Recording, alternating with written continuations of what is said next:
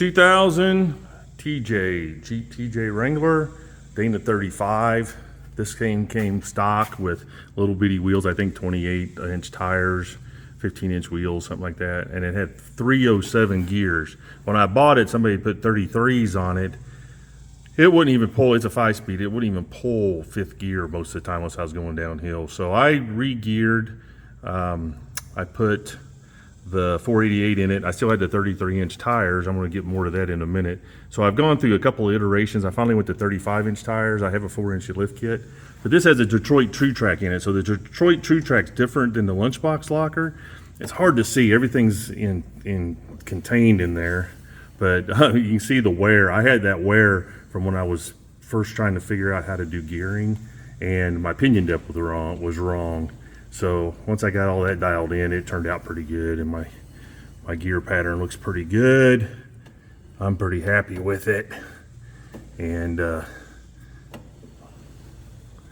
everything looks good there. So good pinion or depth, good wear patterns. Like I said, 9,000 miles on it maybe.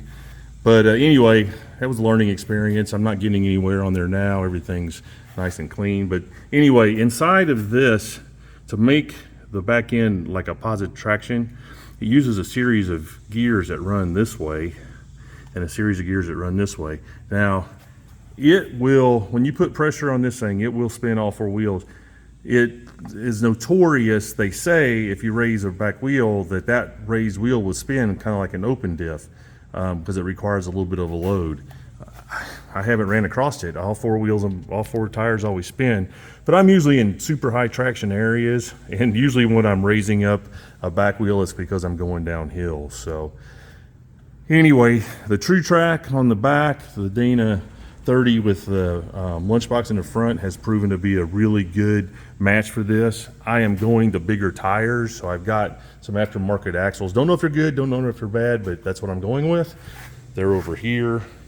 I just put 513 gears in those to go to the 38 or 40-inch tires I'm going to go to, probably 38s. So my Jeep has a 4-inch lift. I'm going to have to do a little bit of work. Eventually I'm going to stretch it. But with the 4-inch lift, if you put the slip yoke eliminator kit in and eliminate the slip yoke where this yoke quits slipping and it mounts, this kit, I don't remember how much it was. It's been a few years. Very simple to do. I actually did this in the Jeep. I just had to pull half the transfer case off. Inside of here is your gear for your speedometer drive. I'm going to show you a couple of gears because of the iterations that I had. I did have to buy adjustable top control arms to be able to get my pinion angle right when I put the slip yoke eliminator in. But here are the gears, various iterations of gears. So you get different size gears for different ratios and tire sizes to match your speedometer. My speedometer is right now with the 488s and 35s. I'm going to have to make another adjustment whenever I go to the 38s, but the 513s, I did the math, it's going to be pretty close, so we'll see what happens. But anyway, I've had really good luck with this. The funny thing, or the weird thing, I guess, is the lunchbox in the front clicks. You know, when you turn, it makes people nervous. It's like, nope, it's just my locker, no big deal. The back doesn't make a lot of noise until it does, and it usually just once in a great while under load, it'll pop. And the first time it did that, I was like looking for broken stuff, but this kind of the nature of the beast. It just gets kind of wound up in there and it releases, but it's very simple. I bought if you're going to do the Jeep TJ, I bought the gears, the rebuild kit, the front carrier, because I had to put a different carrier in it for the lower gear ratio, and the lockers, I think, were like $1,400, and that comes with the whole rebuild kit, bearing seals, the whole 9 yards. So it's one of those things that a lot of people are nervous about this. I worked on this for a long time because I was going to Florida and I was planning on driving, which I did. I drove it all over.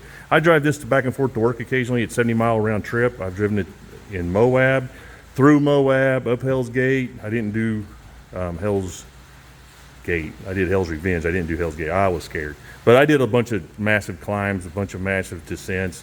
We did top of the world. You know, we banged it around a little bit. Again, I'm not a high RPM, spin the tire kind of guy. I like to crawl up over stuff. not beat my stuff up, so it doesn't beat up the underneath of the Jeep too bad, and it doesn't beat your equipment up. You don't break drive shafts, you don't break axles, and you still have fun. So you can see the bottom of my Jeep's pretty good. I've had it in a lot of places, so I just got through putting a U-joint on that. But these axles have done a fine job for what I've done, but I'm going to go a little bit bigger because I'm going to go a little bit bigger when I go send it a little bit more, a little bit bigger tires. I want to do some more challenges this year. So out with these axles and in with the others. And these axles are for sale.